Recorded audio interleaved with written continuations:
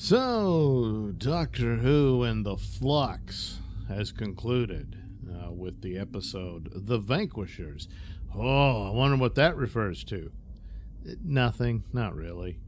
Yeah, and that's the whole thing. This was all nothing. You would think at least Chibnall would believe in his timeless child or children plotline. No, because he does nothing with it.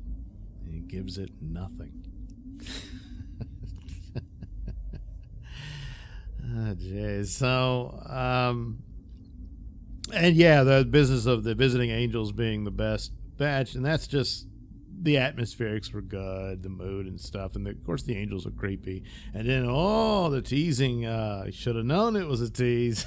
Cliffhanger with the Doctor turning into a weeping angel. And it was nothing. The Grand Serpent, nothing. What was he, the Valyard? No. Was that the Mara? No. He's on a rock floating in space somewhere. I don't know how he's surviving like that, but whatever. So Killmonger and Dan's would-be girlfriend, a lady who's missing part of her arm, they both got zapped into the passenger, but they figure out a way to escape it. Killmonger, he's been some sort of space pilot and all that. He was a part of the Grand Serpent's, the Empire or whatever it was. And, we don't really get to the bottom of that either. So you think, he's going to help her out and they're going to escape together. No, she helps him because she figures it all out. And everybody else who was in there, I don't know, they're just gone. Yeah. And because she's a badass and all that, and he's just sort of, I don't know what to do. And she takes his ray gun and uses it, whatever. So, yeah. So anyway, that's how that works out. The Doctor manages to escape from the outside of time and space place. But as a result of this, she split into three versions of herself. So there's two Doctors existing at the same time, of two Jodies, while the third remains in the out of time and space place. But as a result of this, which this Skeletor and She-Skeletor don't do anything to stop this, so she's able to hatch her plan on what to do. There was this character who kept recurring. I forget his name. He was some 19th century guy, and he was in on this plot for some means or what. He didn't matter. It didn't. But he was in this, I don't know, hallway or whatnot with the doors that lead to other places and times and crap like that. So there you go. How about that? Isn't that something? So, and then the fob watch. Well, okay, they opened the fob watch. So there you go. You're going to get the whole revelation of what other lives the Doctor lived. No. Now, keep in mind, when they originally introduced this thing, this was a means by which a Time Lord would become human, by all their Time Lord essence being stored in the watch. And that's how that works. Well, here you have Jodie is clearly her Time Lord self, even though we now know the Doctor was never a Time Lord. Yeah, see? I don't know how that works. But anyway, they open it up, but all it does is take her to some, the Matrix again, I guess. Which, maybe that's what it is, but yeah, no, they didn't think it through. So, and then Skeletor and She-Skeletor are there to torment her, and they tell her that's what they're going to do. They're going to torment her forever. And they're gonna let the flux destroy the universe, and then they're gonna send time backwards so they can do it over and over and over for all eternity and all that sort of stuff. So meanwhile, the weird messed up haunted house that's supposed to contain all of the Doctor's true memories, nothing becomes of that. They destroy it and they bring it back, and I thought that the building the 19th century guy was in, that was going to turn out to be that, but and maybe it was. I don't know. It's hard to stay interested with this crap. So, oh, Dogman, his entire race gets wiped out by the Suntaran, so he's upset about that. But they still kind of laugh at him about it. And at the end, they still giggle about it. Isn't he cute? He's grumpy. Because he runs off with Killmonger and his Mary Sue girlfriend. So there you go. They do get back together, so there's that. And then now they've got a dog, and she's got a baby on the way. So, hey, it's great, isn't it?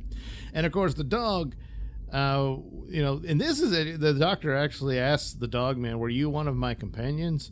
And the dog man says he can't answer that because the division put a Suicide Squad bomb in his brain. So he can't say anything. But, yeah, he was one of the Doctor's companions if you go with the Timeless Child crap. Which I guess he was one of Dr. Ruth's companions, see, because that's when Skeletor was captured, I guess, and then tormented. Yeah, it doesn't matter. What else? Oh, the Daleks and the Cybermen show up, and then they immediately get killed. The Suntarans are fooled because their leader has a chocolate addiction, and they blackmail him with that in order for Clara Brown and the Professor to be psychically uplinked to the Suntaran ship or some crap. I don't know. The Professor dies, and then Claire goes back to her time. And she was nothing and nobody. She wasn't Claire or anything like that.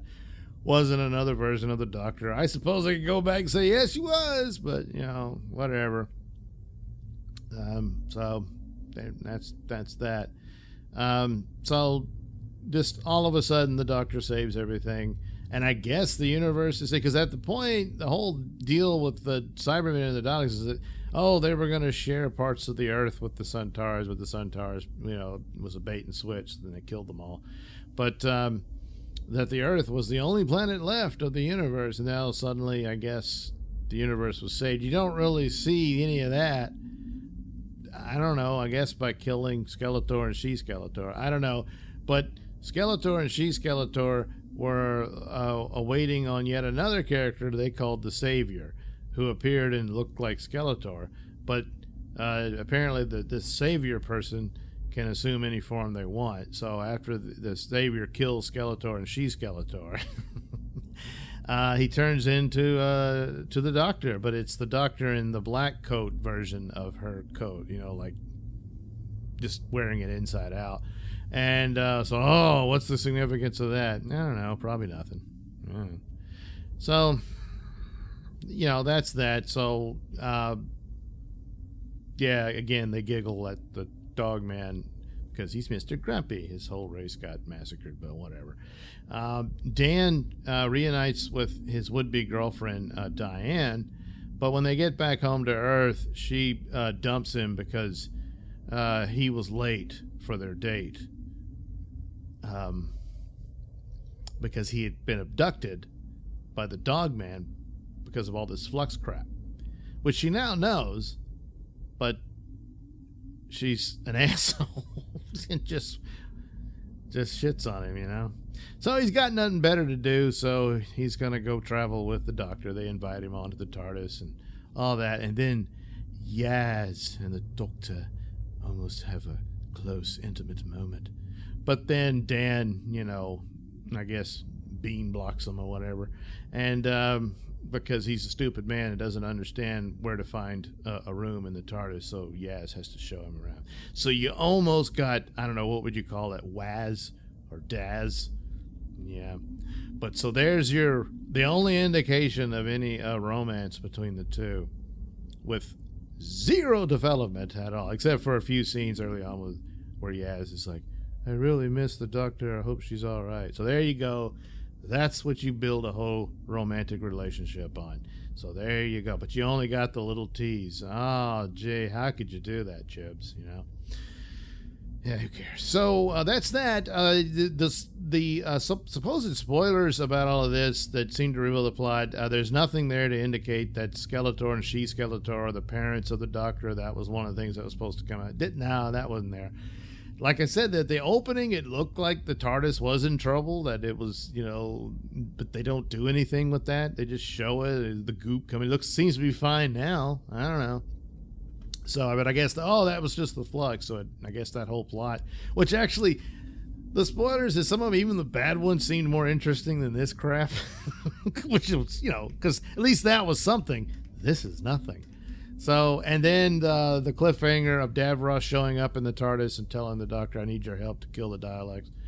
No, that was not in there. Will it be in the New Year's Day special? Maybe there'll be something like that. And it wasn't, I didn't see anything like that in the little, teaser for it. Although there's a brief scene, it looks like the Doctor, Yaz, and Dan all get exterminated. Yeah, by the Daleks. Oh, boy. Oh, that would just be awful, wouldn't it?